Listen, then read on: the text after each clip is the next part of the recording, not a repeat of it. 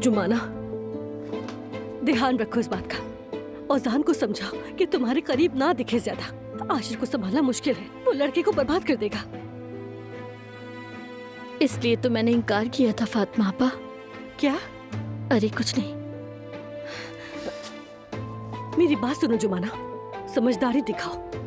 दो मर्द तुम्हारे लिए लड़ रहे हैं, तुम्हें अच्छा लग रहा होगा, मगर ये सब तुम्हारे लिए नुकसान का बाइस बन सकता है, समझ रहे हो? ये आप क्या कह रही हैं फातिमा आपा? और मुझे ये सब क्यों पसंद होगा? मैं जानती हूँ ना। जुमाना, खैरियत तो है? क्या हुआ है? सर चकराने लग गया है। अच्छा, तो जाओ, जाकर आराम करो तुम। अपनी तबीयत देखो जरा, तुम तो हमें भी बीमार कर दोगी। चलो जाओ।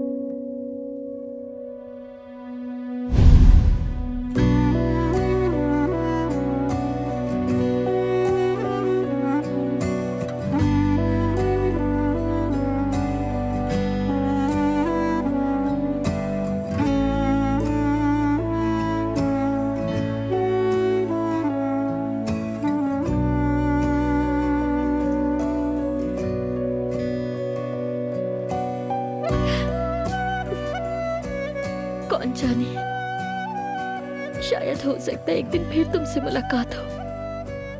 मलाह साहिबा तो नहीं मिल पाई, लेकिन शायद हम मिले।